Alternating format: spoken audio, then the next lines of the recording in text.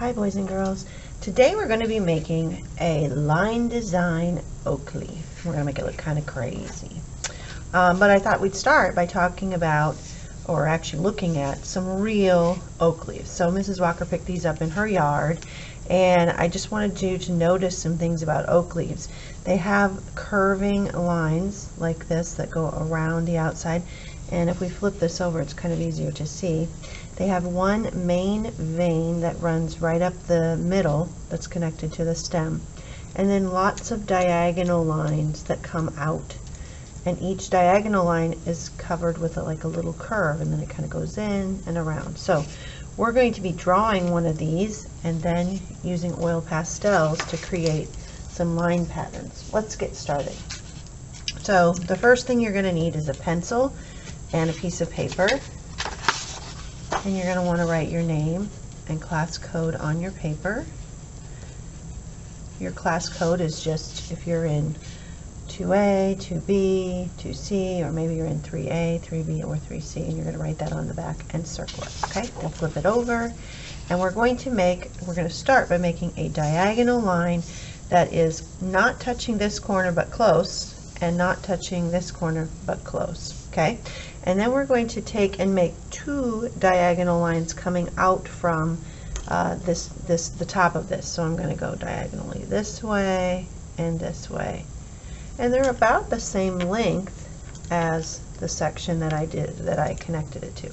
Then I'm going to move down almost that same amount. I'm going to move down to about here, and I'm going to do one that's maybe twice as long as this. So I'm going to make it longer. Okay, it doesn't have to be exact, but you know, about twice as long. And then I'm going to go the same thing here, but this one I don't want it to actually touch the edge, and this one, sorry, I might have to make that one a little bit shorter. Now I'm going to do two more short ones like this, not really short, but not as long as this one. So here and here, and that's all I'm going to do. We're not going to do any more sections than that, because then it doesn't leave us a lot of space to do our designs. And also, if you did more of these, you'd have to come up with lots of designs. Okay, so now we're going to put a little cap on the end of each one of these lines. Kind of a big cap. See how wide I'm making it? I'm not doing a little tiny cap like this. I'm doing a wide cap. So you're kind of going to go almost like an umbrella, like that. And then we're going to do the opposite curve. So that was a curve this way. Now we're going to curve this way. So we're going to do like an under curve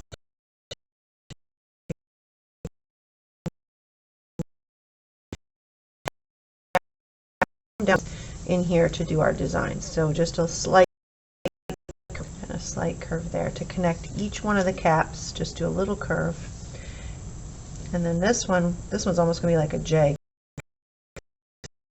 down to that curve, or that cap. Then the last thing is you're going to take this outside edge and just bring it down to your center line, to your stem. Okay. Now everything below this is the stem, and everything above is the vein that runs up into our leaf. Okay. Put your pencil away. Don't need that anymore. And the next thing you're going to need is oil pastels or crayons. You could do anything like that. It doesn't necessarily need to be oil pastels. I like oil pastels because they resist the paint, I think, a little bit better. But you could totally, if you're at home and you don't have oil pastels, you can use crayons. Just be sure you put a really good thick layer. You kind of have to do that with oil pastels too. You have to put a nice thick layer. So what you're going to do is take your oil pastel or crayon, and you're going to trace each line, each pencil line, and I'm pressing pretty firmly because I want to have a good amount of oil pastel on here. I don't want to just press lightly, because then it doesn't actually do what I want it to do. What we want it to do is when we go to paint this with watercolors, we want this to be like a little barrier that stops the watercolor from leaking into another watercolor. We won't have time to like wait for it to dry each time between sections. So we need this as sort of like a stop sign, or a barrier that keeps it from flowing over into the other sections. Okay, once you have all of your pencil lines traced, then you're going to start with your line designs. Now, Mrs. Walker has an idea sheet that you can look at or download if you're at home, You do not have to use any of these. These are just suggestions, they're ideas. If you can't think of any, hopefully you can come up with some of your own. Sometimes just looking at someone else's kind of inspires you and helps you think of others. Okay, so it doesn't matter what colors you use, but I'd like you to try and use a different color in each section and a different line design. So I'm going to start with circles in this one, and then I'm just going to fill it up with circles. I'm going to pause this while I do that. Okay, I am back and I think I'm ready. Oh, I just noticed I missed one. So double check before you move on to make sure that you have a line design in every single section of your leaf, okay?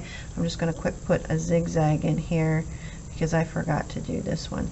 And then we're going to do the last step, which is to take a white oil pastel or crayon, and we're going to put a little surprise in here. So our leaf, we're going to pretend like it's blowing around in the wind, so I want you to take and put some swirling, twirling lines.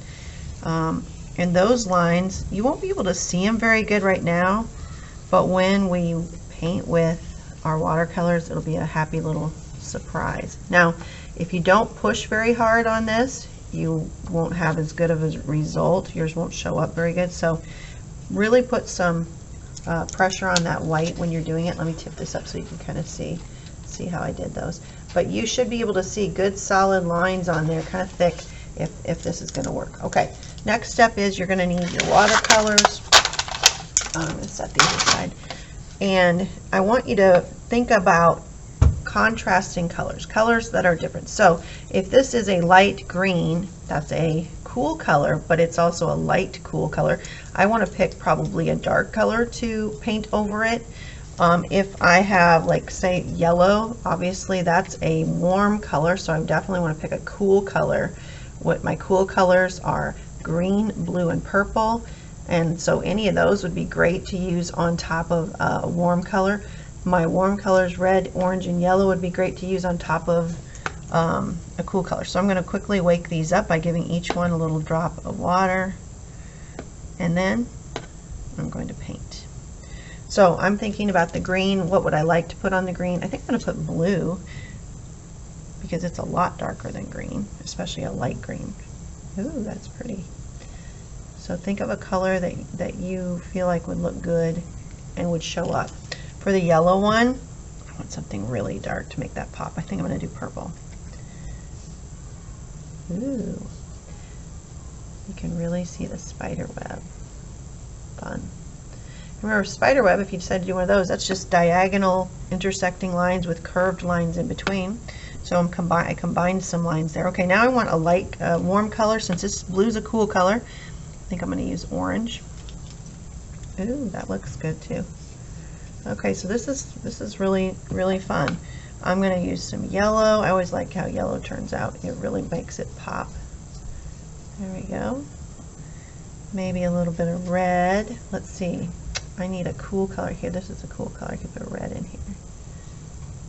And let's see. Orange is a warm color, so I want a cool one. So maybe I could, let's see, I haven't used the dark green or the green, so I think I'll put green in there. Now that's kind of dark, so I might want to take and use a paper towel with my brush and absorb. So if you dip your brush, either put your brush against the edge of your dish or use a paper towel, you can absorb back some of that paint, which I definitely needed to. Okay, lastly, I have this one little section left. Let's see, I haven't used, so no, I guess I have two sections left. I need to still do this one here, the purple one. I think I'm going to use some more yellow because I've done orange. There we go. Okay, now lastly, to see the surprise, go ahead and you can pick whatever color you want. I like blue for the sky because I feel like that's like what wind would look like. So I'm going to get nice, a lot of blue on my brush and just brush across that. Isn't that fun? All of your blue swirls. Okay. If your brush is pressing down really hard, then that means you need more water or more paint. You shouldn't really ever be using any. Find yourself pushing down on the brush, you're probably harming the brush. So add more water or more paint or both, maybe you need both. Maybe your brush is just so dry and not full of paint that it's not working properly. Okay, when this is dry, I'm sorry, when this is done, when you're done painting this, you're going to set it on the drying rack. And there we go.